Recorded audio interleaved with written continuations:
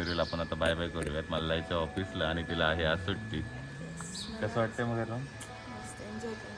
Enjoy करणार आहे. नीट आंघोळ करून घे. हां ठीक आहे, चल बाय बाय, भेटू.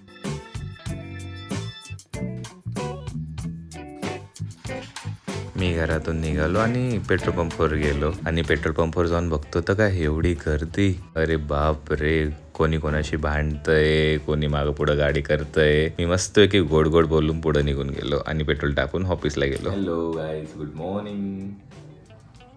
कशा आहात सर्व? मस्त मजेत ना? आत्ता आलो आपण आपल्या ऑफिसला आणि ऑलमोस्ट आपलं वर्क झालेलं आहे. जे पेंडिंग काम्स होते ते मी पूर्ण करून घेतलेले आहे.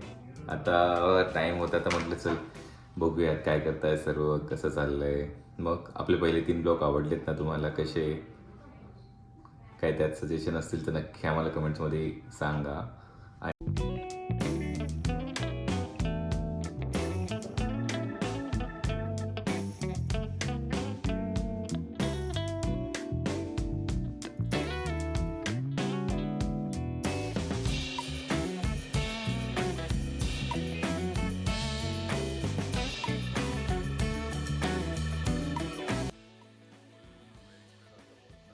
आणि घरी जात असताना मध्ये मला असा मुसळधार असा पाऊस लागला. त्या पावसाने मला विदिन 10 सेकंदात ओलं केलं. बॅग पूर्णपणे ओली, मी ओला झालेलो. पाऊस तर खूपच जोरात चालू होता, पण त्यासोबत त्या विजाही कडकडत होत्या आणि फुल वादळी चालू होतं. त्यासोबत गारासुद्धा पडल्या. खूप मोठ्या मोठ्या अशा गारा होत्या. एक गाराची साईज जी असेल ना ती कॉईन एवढी असेल. आणि म्हटलं माय गॉड, काय हे. थोडा पाऊस कमी झाला आणि मग मी घरी जायला निघालो. नेक्स्ट डेला संध्याकाळी आम्ही मस्त रेडी होऊन निघालो हुसेनसागर लेकला जायला. तिथे जाताच आम्ही सगळ्यात पहिले हे तेलंगणा स्टेटचं सेक्रेटरिएट बघितलं.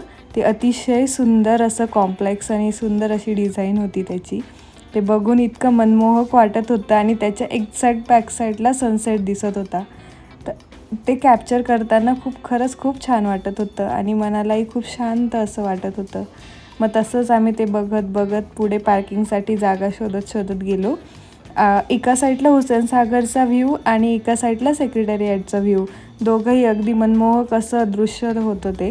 आता आपण गाडी पार्क केली आहे आणि आज आपण फिरायला आलो हुसेनसागर लेक. हैदराबादची शान. बघूयात बरं कसं आहे हुसेनसागर लेक. आम्ही पण बघतो आणि तुम्हाला पण दाखवतो. Stay tune. फक्त एवढा भारी झाला आहे ना की आधी तर फुल गर्दी आहे, फुल रश आहे. जाऊ शकत नाही आणि आतमध्ये एवढी गर्दी कधीच नव्हती. आज फर्स्ट टाइम असं झालंय की एवढी गर्दी आहे. इतकी गर्दी पाहून आम्ही मध्येच जाऊ नाही शकलो. अशा प्रकारे आपला प्लॅन फ्लॉप झाला.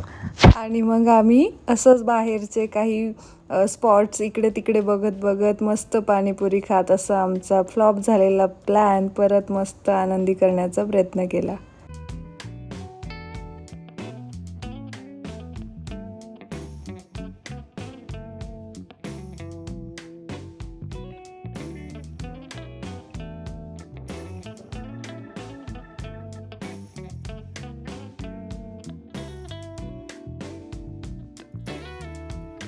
मग तसंच साईड व्ह्यू घेऊन आम्ही घरी जाण्यासाठी निघालो. आणि घरी जाऊन आज कोणता डे मयू? मार्केट डे होता ना, तर मग आम्ही पटापट तसंच निघालो आणि मार्केटमध्ये गेलो. मार्केटमध्ये सगळ्यात पहिले आम्ही यारागड्डा घेतला. हां, तुम्ही बरोबर ऐकता, यारागड्डा. इकडे हैदराबादमध्ये तेलुगूमध्ये कांद्याला यारागड्डा म्हणता. आम्ही आता शिकतोय. आमच्यासोबत फार अशा गमती जमती होतात. कोणी म्हणतं मुडू पदी रुपीज, यांची जी आहे ना पदी म्हणजे 10 रुपये. तर त्या गोष्टी आम्ही अजून शिकतोय.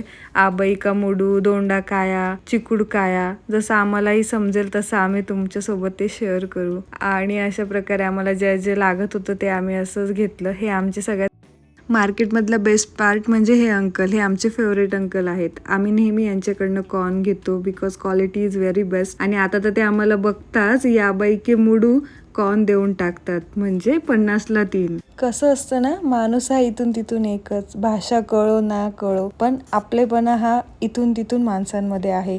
तुम्ही राज्य बदला, गाव बदला, तुमचा जिल्हा बदला, पण माणसंही तिथून तिथून सारखीच.